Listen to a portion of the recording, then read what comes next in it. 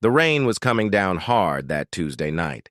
David sat in his old brown chair, the same spot he'd been sitting in every evening for the past 3 years. The TV was on, but he wasn't really watching, just staring at the screen while his dinner got cold on the small table beside him. At 58, David looked older than his years. His hair had gone completely gray, and deep lines had formed around his eyes.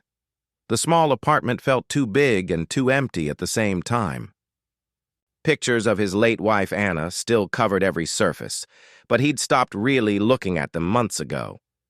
They hurt too much. The building was quiet tonight. Most of his neighbors were probably asleep by now. David liked the quiet. It matched how he felt inside, empty and still. He hadn't spoken to another person in almost a week, except to say thank you to the cashier at the grocery store. Then came the knock. It was so soft, he almost missed it. David muted the TV and listened. There it was again, tap, tap, tap, very gentle, like someone was afraid to disturb him. He looked at the clock on the wall, 9:30 at night. Who would be knocking this late? David walked slowly to the door. His knees creaked a little.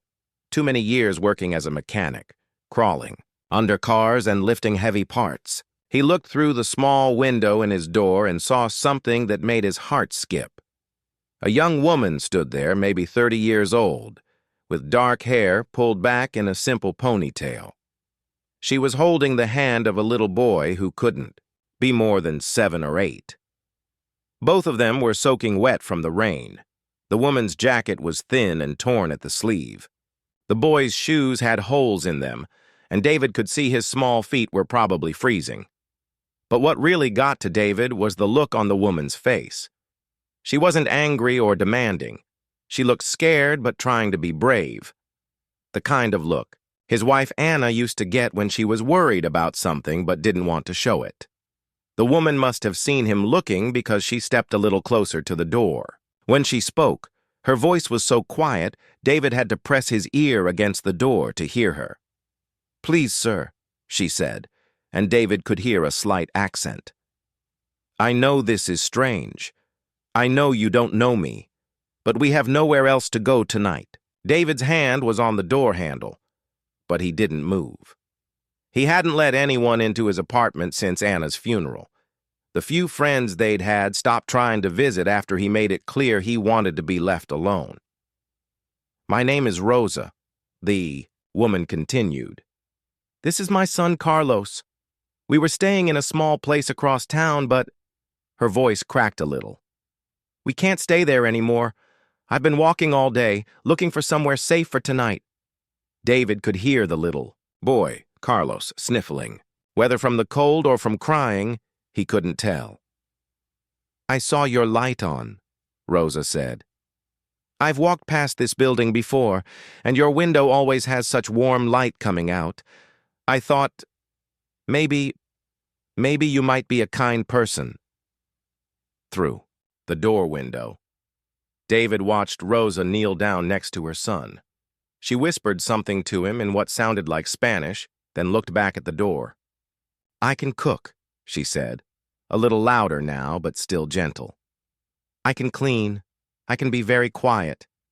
You wouldn't even know we were here. I just need somewhere warm for Carlos tonight. Just one night. I promise we'll be gone in the morning." David stood there for a long moment. Part of him wanted to pretend he hadn't heard anything, to go back to his chair and his cold dinner and his empty apartment. That would be the safe thing to do, the easy thing. But something about Rosa's voice reminded him of Anna. Not the accent or the words, but the way she put her son first. The way she was willing to ask a stranger for help because her child needed it. Anna would have done the same thing, and Anna would never forgive him if he turned away a mother and child on a night like this. David's hands shook a little as he unlocked the door, first the deadbolt, then the chain lock. When he opened it, the cold air and rain hit his face immediately. Rosa looked up at him with wide, hopeful eyes. Carlos stayed close to his mother's side, but David could see him shivering in his wet clothes. "Thank you," Rosa whispered before David had even said anything. "Thank you so much." David stepped back and held the door open wider. "Come in," he said. His voice sounded strange to his own ears. He hadn't used it much lately. "Come in before you both catch pneumonia." Rosa and Carlos stepped inside, and David quickly closed the door behind them. They stood in his small entryway, dripping water onto the old carpet. Neither of them moved any further into the apartment. They just waited, like they were afraid to assume they were really welcome. David looked at them, really looked at them. Rosa was younger than he'd first thought, maybe 28 or 29. She had kind eyes and a face that probably smiled, a lot when she wasn't worried. Carlos was thin, too thin, with big, dark eyes that took in everything around him. Both of them looked exhausted. "You're both soaked," David said. "Let me get you some towels." He walked to his small linen closet and grabbed the 2 best towels he had. They were old but clean. Anna had always kept everything very clean. When he turned around, Rosa and Carlos were still standing in the exact same spot. "Here," he said, handing Rosa the towels. "Dry off. I'll make some coffee." "Oh, no, sir. You don't have to," Rosa started. "David," he said. "My name is David. And, yes, I do have to. You're guests in my home now." The word guests felt strange coming out of his mouth. He hadn't had guests in 3 years. Rosa smiled for the first time since he'd opened the door. It transformed her whole face. "Thank you, David. I'm Rosa, and this is Carlos." Carlos looked up at David and gave a small wave. The boy didn't seem to speak much English, but his eyes were curious as he looked around the apartment. David went to his small kitchen and started making coffee. He could hear Rosa and Carlos whispering to each other in Spanish behind him. The sound of other people in his apartment was strange, but not unpleasant. It made the space feel more alive than it had in years. When he came back with 2 cups of coffee and a glass of water for Carlos, he found them sitting carefully on the edge of his couch. Rosa had managed to dry most of their clothes, but they were still damp and probably cold. "Here," David said, setting the drinks on his coffee table. "This should warm you up." Rosa wrapped her hands around the coffee cup like it was the most precious thing in the world. "You're very kind, David. Most people don't open their doors to strangers anymore." David sat down in his usual chair across from them. "Most people probably shouldn't," he said. "But you don't look dangerous." Rosa laughed softly. "We're not. I promise. We've had some bad luck lately." Carlos sipped his water and looked around the apartment with interest. His eyes stopped on the pictures of Anna that covered the side tables and walls. "Your wife?" Rosa asked, following her son's gaze. "Was," David said simply. "She passed away 3 years ago." "I'm sorry," Rosa said, and David could tell she meant it. "She was beautiful." David looked at his favorite picture of Anna, the one where she was laughing at something he'd said while they were on vacation at the beach. "She was," he agreed. "She would have liked you. She always said I was too suspicious of people. Always told me to trust my heart more." The apartment fell quiet except for the sound of rain against the windows. It wasn't an uncomfortable quiet, though. It felt peaceful in a way David's home hadn't felt in a very long time. "Where are you from?" David asked. "Mexico originally," Rosa said. "But Carlos was born here. We've been in this city for 2 years now. I work cleaning offices at night, but—" She looked down at her coffee. "Sometimes the work isn't steady, and sometimes people don't pay what they promise." David nodded. He'd known plenty of people over the years who worked hard but still struggled to get by. Anna had always said the world wasn't fair to people who were just trying to make an honest living. Carlos had finished his water and was starting to nod off against his mother's shoulder. Rosa noticed and gently stroked his hair. "He's tired," David observed. "It's been a long day," Rosa said quietly. "We've been walking since this morning." David stood up. "Come on. You both need to get some sleep." He led them down the short hallway to his spare room. He hadn't opened this door in 3 years. It had been Anna's craft room where she used to make quilts and work on photo albums. After she died, David had simply closed the door and tried to forget about it. Now he opened it, for the first time since the funeral. The room still smelled faintly like Anna's favorite candles. Her sewing machine sat in the corner covered with a sheet. But there was a small bed, really more of a daybed, that Anna used to nap on when she was working on projects. "It's not much," David said, "but it's warm and dry." Rosa looked around the room with something close to wonder. "It's perfect," she said. "Thank you so much, David. We'll be gone first thing in the morning. I promise we won't be any trouble." As David found extra blankets and pillows, he realized something surprising. For the first time in 3 years, he wasn't dreading tomorrow. He was actually curious about what the morning would bring. Maybe Anna had been right about trusting your heart sometimes. David woke up at 6 in the morning, just like he had every day for the past 3 years. But something was different. The apartment didn't feel as quiet as usual. He could hear soft sounds coming from the kitchen, running water, gentle footsteps, the quiet clink of dishes.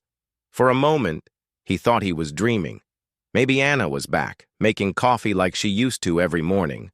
But then he remembered Rosa and Carlos, the woman and her little boy who had knocked on his door in the rain.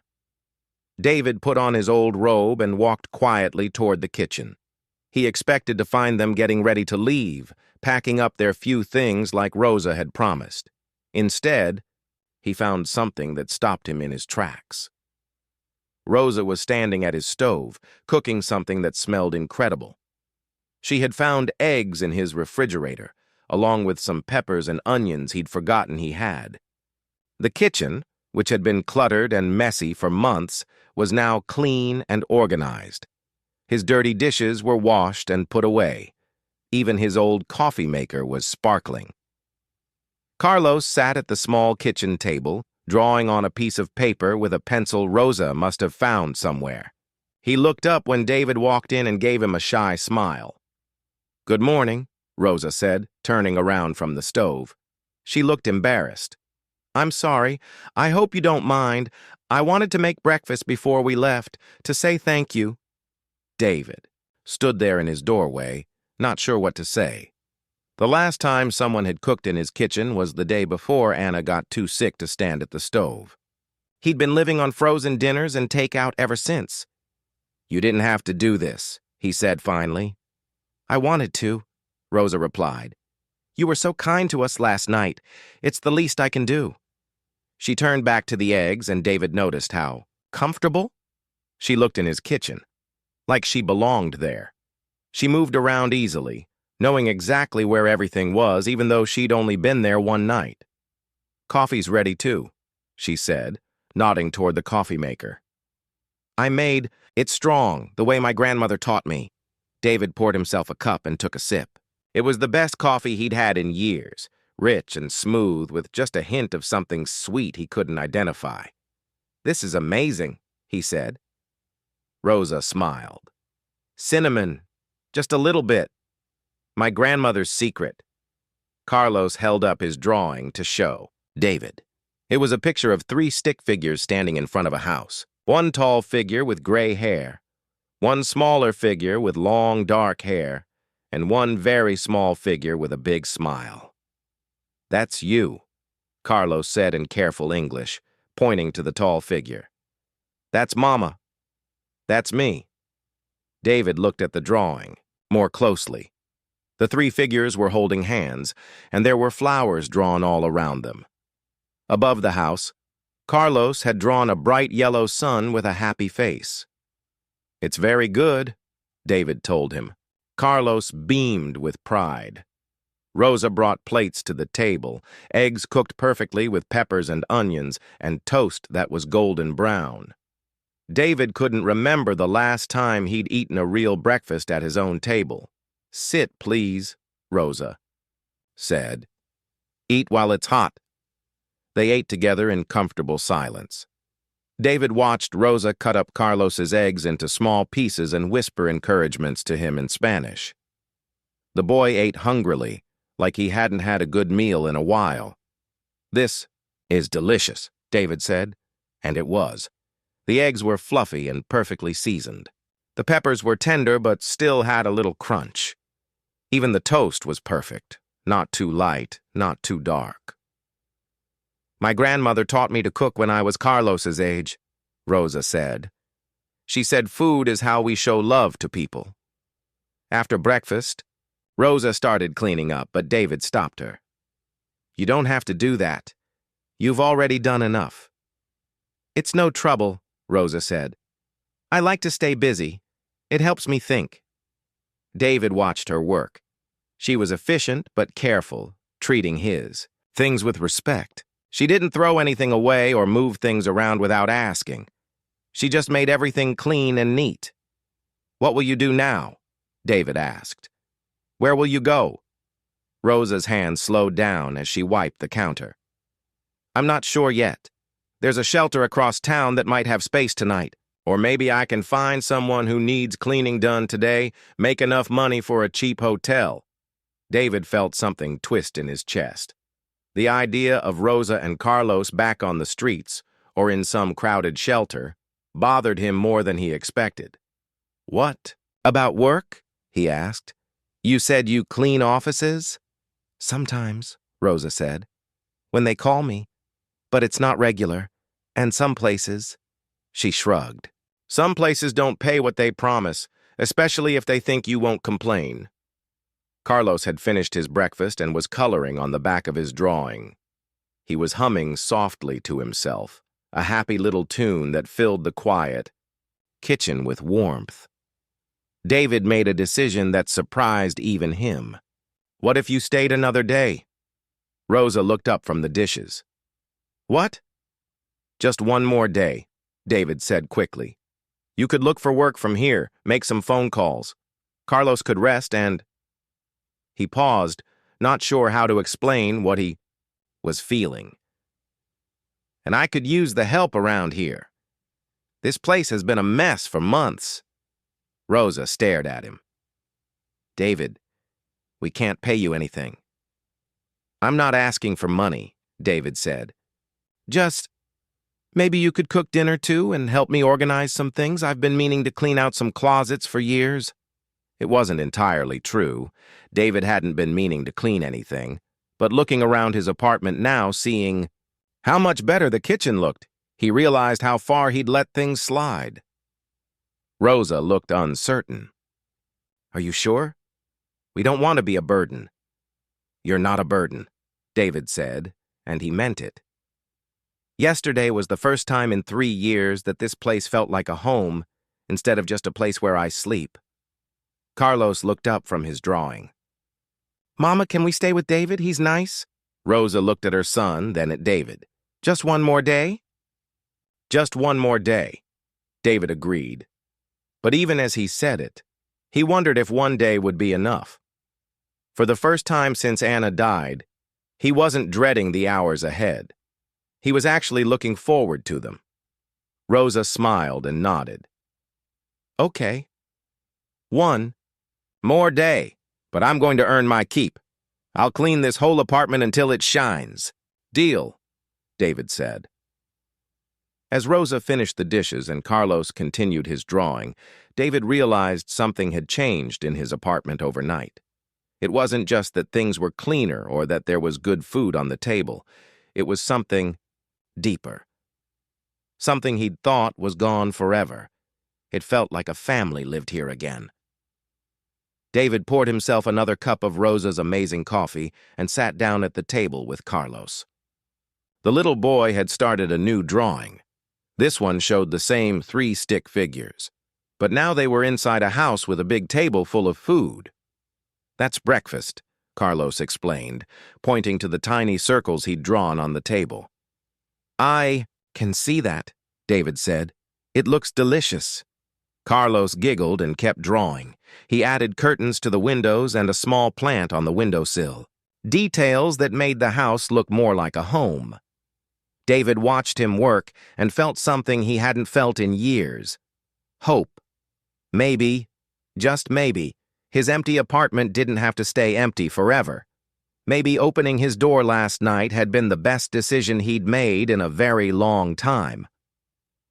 2 weeks had passed since that rainy night, and David's apartment had become a completely different place. The smell of Rosa's cooking filled the air every evening.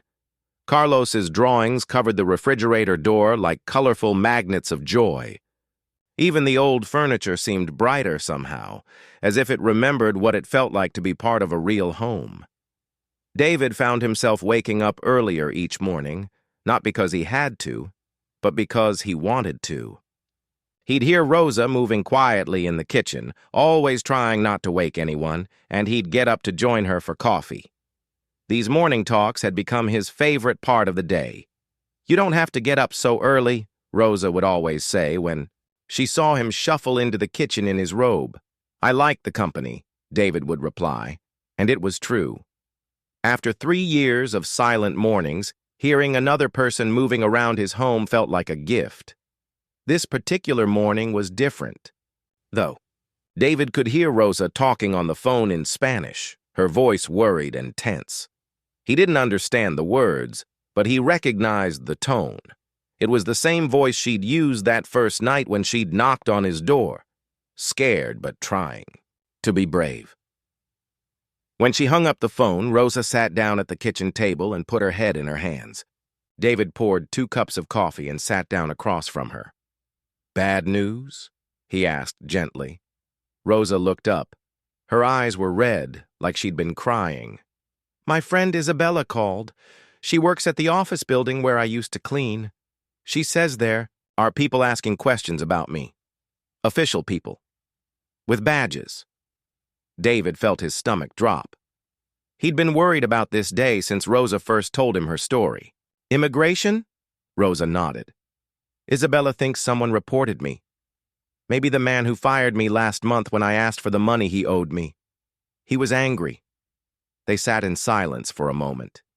David could hear Carlos in the living room, playing with some toy cars David had found in a box of Anna's things. The boy was making quiet car noises, completely unaware that his world might be about to change again. "What does this mean?" David asked. "It means I need to leave," Rosa said quietly. "Today. Before they find us here. I can't bring trouble to your door, David. You've been too kind to us." The words hit David like a punch to the chest. Leave? He looked around his kitchen. Their kitchen now, with Rosa's plants on the windowsill and Carlos's school papers stuck to the wall with tape. How had he not realized how much this had all come to mean to him? "Where will you go?" he asked. "I don't know yet. Maybe another city, somewhere they won't look for us right away." Rosa's voice was steady, but David could see her hands shaking as she held her coffee cup. That's when Carlos appeared in the doorway, still in his pajamas, holding his favorite toy car, a little red truck that David had given him just a few days before. "Mama, why are you sad?" Carlos asked in English. His vocabulary had grown so much in the past 2 weeks, partly from watching cartoons with David, and partly from David teaching him the names of tools when they fixed things around the apartment together. Rosa forced a smile. "I'm not sad, mijo. Just thinking about grown-up things." But Carlos was smart for his age. He'd lived through enough changes to recognize when the adults in his life were worried. He climbed onto Rosa's lap and hugged her tight. "Are we leaving again?" he asked, and David's heart broke at how normal this question sounded coming from such a little boy. Rosa looked over Carlos's head at David, her eyes full of apology. "We might have to, baby, but it'll be okay. We'll find another nice place." David stood up abruptly. "No." Both Rosa and Carlos looked at him in surprise. "No," David said again, more firmly this time. "You're not leaving. We'll figure this out." "David, You don't understand, Rosa started. If they find us here, you could get in trouble too. I won't let that happen. And I won't let you and Carlos end up back on the streets, David said. His voice was stronger than it had been in years. There has to be something we can do, some legal way to handle this. Rosa shook her head. Legal ways cost money I don't have, and they take time I don't have. David was quiet for a moment, thinking. Anna had always been the one to handle their paperwork and legal matters. She'd been good at research, at finding solutions to problems. What would she do in this situation? What if we talked to a lawyer? David suggested. David, I told you, I can't afford... I can, David interrupted. Anna and I, we saved money for years. Never spent much because we were happy just being together. I've got enough to hire a good lawyer. More than enough. Rosa stared at him. I can't let you do that. Why not? Because you barely know us. We're strangers who showed up at your door. Why would you spend your money on strangers? David looked at Carlos, who was still sitting on his mother's lap, listening to every word even if he didn't understand all of it. Then he looked at Rosa, who had brought life back into his home and joy back into his days. You're not strangers, he said simply. Not anymore. The apartment was quiet except for the sound of traffic outside and the tick of the old clock on the wall. David realized this was the most important conversation he'd had since Anna died. Maybe the most important decision he'd ever made. I have an idea, he said suddenly. What if you didn't have to hide anymore? What if we made this legal, proper? What do you mean? Rosa asked. David took a deep breath. What if I sponsored you? Officially. I looked it up online yesterday after you mentioned being worried about your status. There are ways for citizens to help people get legal residency. It's complicated, but it's possible. Rosa's eyes went wide. David, that's a huge responsibility. It means you'd be legally responsible for us, for years. Are you sure you understand what you're suggesting? David thought about his empty years since Anna died. The quiet apartment, the lonely meals, the long days with nothing to look forward to. Then he thought about the past 2 weeks. Carlos showing. Him drawings after school, Rosa humming while she cooked dinner, the three of them watching old movies together on the couch. I understand, he said. And I want to do it. Carlos looked up at his mother. Mama, does this mean we can stay with David? Really stay? Rosa's eyes filled with tears, but for the first time that morning, they looked like happy tears. I don't know, baby. It's complicated. Everything worth doing is complicated, David said, echoing something Anna used to tell him. But that doesn't mean we don't try. He stood up and walked to the drawer where he kept important papers. He pulled out a folder with his financial documents, bank statements, investment papers, things he hadn't looked at in years. Here, he said, setting the folder on the table. This is what I have to work with. Tomorrow morning, we're going to find the best immigration lawyer in the city and figure out how to make this work. Rosa opened the folder and gasped at the numbers she saw. David, this is your life savings, your retirement money. What if something goes wrong? What if something goes right? David interrupted. What if we become a real family? What if Carlos gets to grow up safe and happy? What if you get to build the life you came here looking for? He sat back down and reached across the table to take Rosa's hand. Anna used to say that money in the bank doesn't keep you warm at night. People do. Family does. You and Carlos, you've given me a reason to care about tomorrow again. That's worth more than any amount of money. Carlos slipped off his mother's lap and walked around the table to David. He climbed onto David's lap and hugged him tight. I love you, David, the little boy said in his careful English. David felt tears in his eyes for the first time since Anna's funeral, but these were different tears. These were tears of hope. I love you too, buddy, he said, hugging Carlos back. Rosa wiped her eyes with the back of her hand. Are you really sure about this? David looked at her over Carlos's head. I've never been more sure of anything in my life.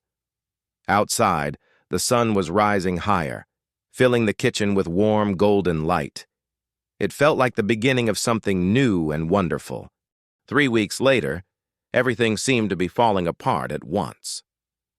David sat in the lawyer's office, his hands shaking as he read the papers on the desk in front of him. The immigration process was going to take much longer than any of them had hoped. Months, maybe even a year.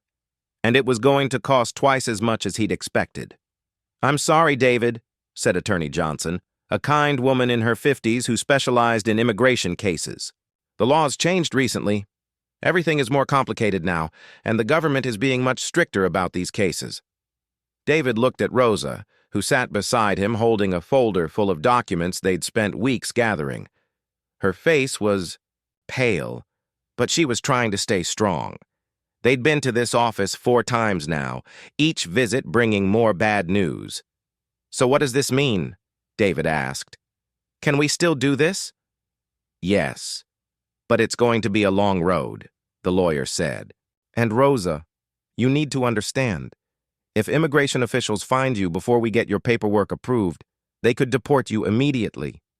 There would be nothing I could do to stop it. Rosa nodded quietly. They all knew the risks. She'd been staying inside David's apartment as much as possible, only going out for absolute necessities. Carlos hadn't been to school in 2 weeks because they were afraid someone might ask questions. When they got home that afternoon, David felt older than his 58 years. The stress of the past month was weighing on all of them. Carlos had stopped drawing his happy pictures. Rosa jumped every time someone knocked on a neighbor's door. And David found himself checking the windows constantly, worried that official cars might pull up outside their building. That evening, while Rosa was cooking dinner and Carlos was quietly playing with his toys, David's phone rang. He almost didn't answer it. They'd been avoiding unnecessary calls. But when he saw his daughter's name on the screen, he knew he had to pick up. Hi, Jenny, he said, trying to sound normal. Dad, we need to talk, Jenny said. Her voice was cold in a way that made David's stomach drop. I know what's going on. David walked into his bedroom and closed the door. What do you mean? Mrs. Patterson called me, Jenny said. Mrs. Patterson was David's nosy neighbor, an older woman who seemed to spend all her time watching other people's business. She told me you have some woman and her kid living with you. Dad, what are you thinking? David sat down on his bed. He'd been dreading this conversation for weeks. Jenny, it's not what you think, isn't it? Jenny interrupted. Dad, it's been 3 years since Mom died. I understand that you're lonely. But moving strangers into your apartment? People who might be taking advantage of you? They're not taking advantage of me, David said firmly. Rosa and Carlos are good people. They needed help, and I needed them too. You needed them? Jenny's voice got louder. Dad, you don't even know these people. Mrs. Patterson says the woman doesn't even speak English well. Do you have any idea how dangerous this could be? David felt anger rising in his chest. Dangerous! Jenny, Rosa cooks for me every day. She's cleaned this apartment better than it's been cleaned in years. Carlos draws me pictures and asks me to help him with his homework. How is any of that dangerous? Because you're vulnerable, Jenny shouted. You've been depressed and isolated since Mom died. These people probably saw an easy target. A lonely old man with money in the bank? I'm not that old, David said quietly. And I'm not stupid, Jenny. I know what I'm doing. Do you? Dad, Mrs. Patterson says there have been official-looking cars in the neighborhood. She thinks your new friends might be in some kind of trouble with the law. David's heart started beating faster. If Mrs. Patterson had noticed immigration officials in the area, other neighbors might have too. Someone might put 2 and 2 together. Jenny, you don't understand the situation. Then explain it to me, Jenny said. Because from where I'm sitting, it looks like you're throwing away everything you and Mom worked for on people you barely know. Do you realize you could lose your apartment if you're harboring illegal immigrants? Do you realize you could go to jail? David was quiet for a long moment. Through his bedroom door, he could hear Rosa and Carlos talking softly in the kitchen. Rosa was helping Carlos with his English homework, patiently pronouncing words for him to repeat.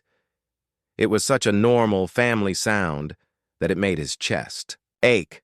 "I love them," he said finally. "What?" Jenny's voice was shocked. "I love them, Jenny. Rosa and Carlos. They're my family now. Not in the way your mother was my family, but they need me, and I need them. For the first time since your mom died, I have a reason to get up in the morning. Dad, you can't be serious. You've known them for a month." "I've known them long enough," David said. "Long enough to know that Carlos is the smartest, kindest little boy I've ever met. Long enough to know that Rosa works harder than anyone should have to and still finds time to take care of everyone around her. Long enough to know that they make this apartment feel like a home again." Jenny was quiet for a moment. When she spoke again, her voice was softer but still worried. "Dad, I'm scared for you. What if something goes wrong? What if they leave? What if the immigration people come after you too?" David understood his daughter's fears. They were the same fears that kept him awake at night sometimes. But every morning, when he heard Rosa humming in the kitchen or Carlos calling, "Good morning, David," from the living room, those fears seemed smaller. "Jenny, when your mom was sick, do you remember what she told me?" "She told you a lot of things, Dad. She told me that love isn't about playing it safe. She said that if you find people who make your life better, you hold on to them, no matter what. Even if it's scary.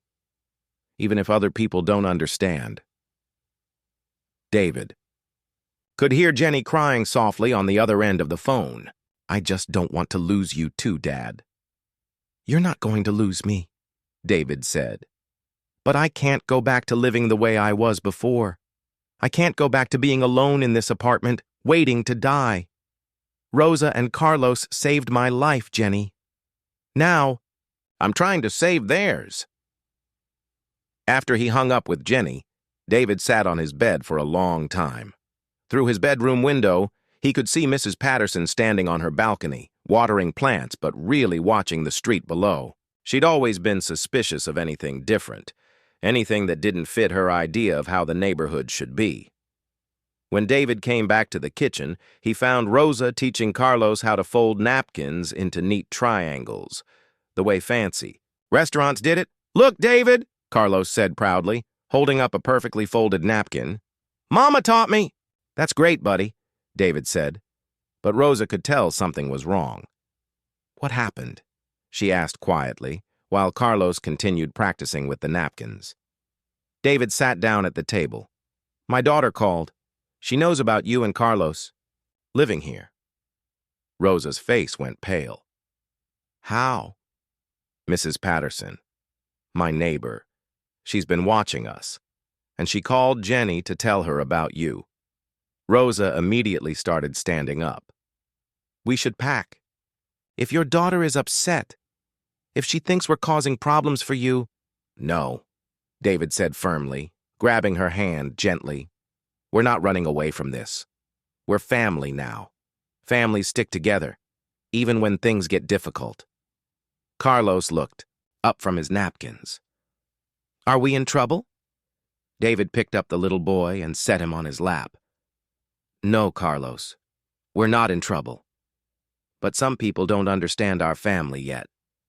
They think it's strange that we all live together and take care of each other." "Why is that strange?"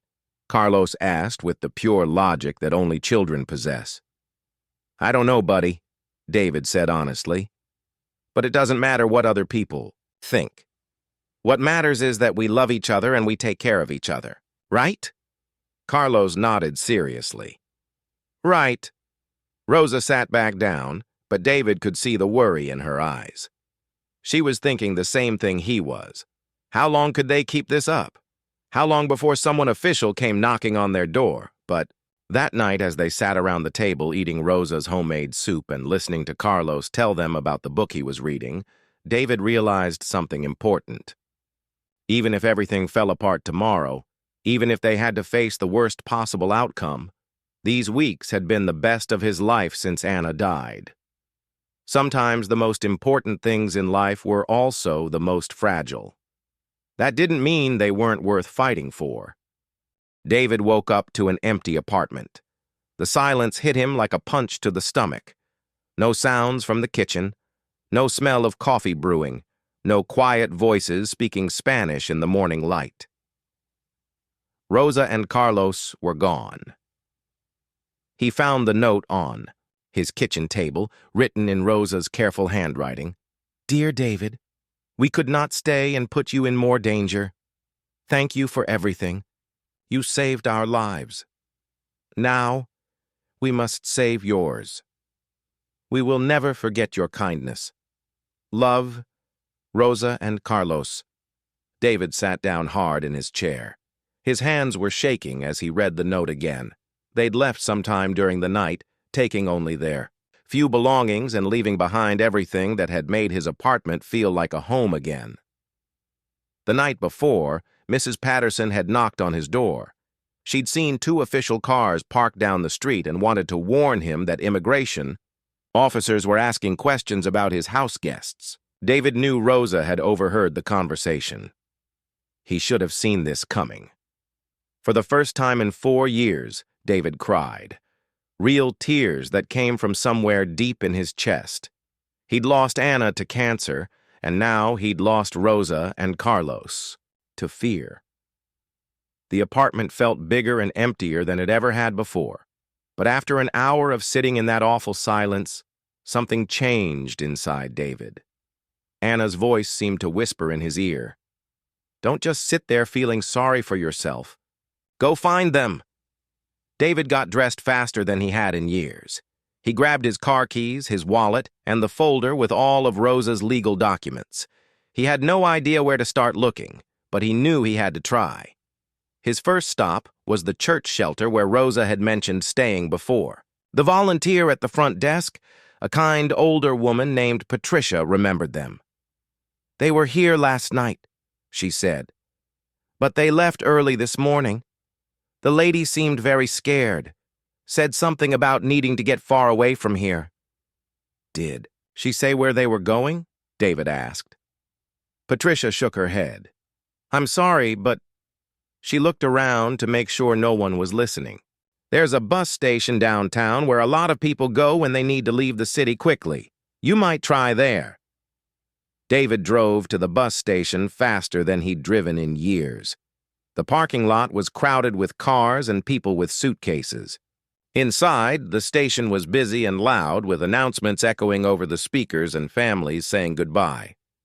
He walked around for 20 minutes, checking every bench and corner. Just when he was about to give up, he saw them. Rosa and Carlos were sitting on a bench near the back of the station. Carlos was sleeping with his head on his mother's lap, and Rosa was staring at a departure board showing buses to cities all over the country. She looked exhausted and scared. David's heart broke when he saw them. Rosa's face was pale, and she kept looking around nervously. Carlos was clutching his little red truck, the one David had given him.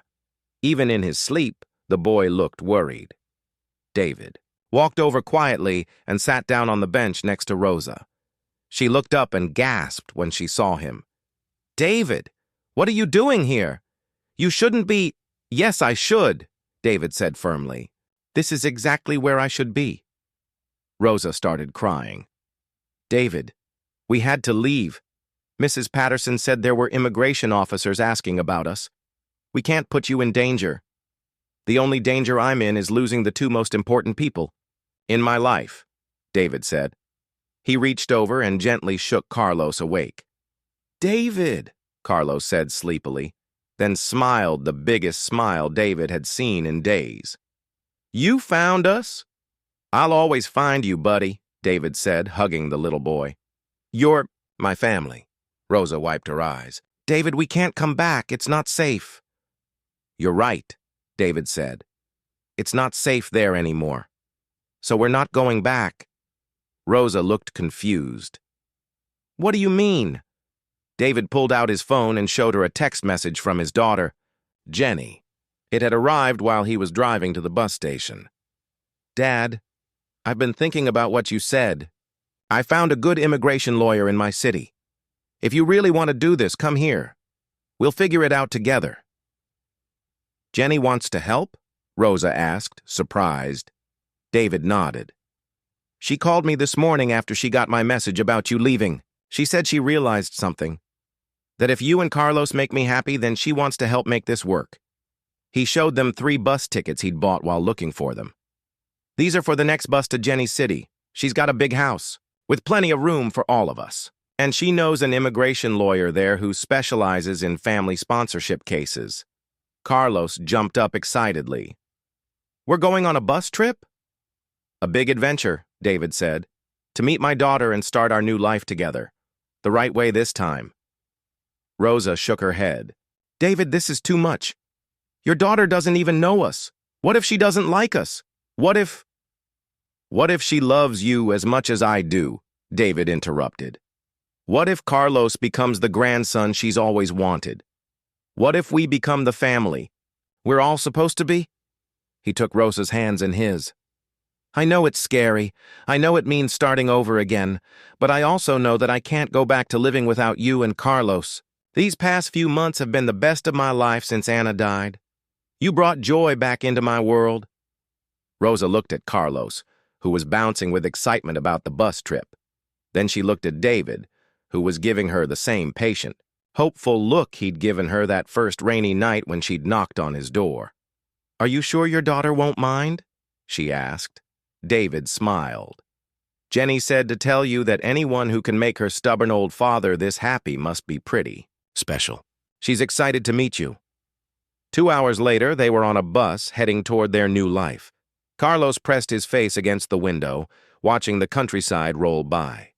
Rosa sat between David and Carlos, still nervous but smiling for the first time in days. David, she said quietly, why are you doing all this for us? David thought about it for a moment. Because that's what families do, he said finally. They stick together. They take care of each other. They don't give up on each other, even when things get hard. Carlos looked up from the window. Are we really going to live with your daughter? If she likes us, David said. But I think she will. Jenny's got a good heart, just like her mother did. What if the immigration people find us there too? Carlos asked, with the worry of a child who'd moved too many times. David ruffled Carlos's hair.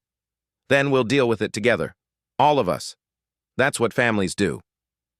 As the bus carried them toward their uncertain but hopeful future, David realized something important. Home wasn't a place. It was the people you chose to love and who chose to love you back. Whether they lived in his old apartment, Jenny's house, or anywhere else in the world, he, Rosa, and Carlos would always be home as long as they were together. 6 months later, David got a call from Attorney Johnson with the news they'd all been waiting for. Rosa's legal residency had been approved. They were safe. They were legal. They were officially a family. That night, they celebrated with a dinner that Rosa cooked in Jenny's kitchen. Jenny had grown to love Rosa like a sister, and Carlos like her own son. As they sat around the table, sharing stories and laughing together, David looked at his chosen family and smiled. Sometimes the best things in life come when you're brave enough to open your door to a stranger on a rainy night. Sometimes home finds you when you least expect it, but need it most.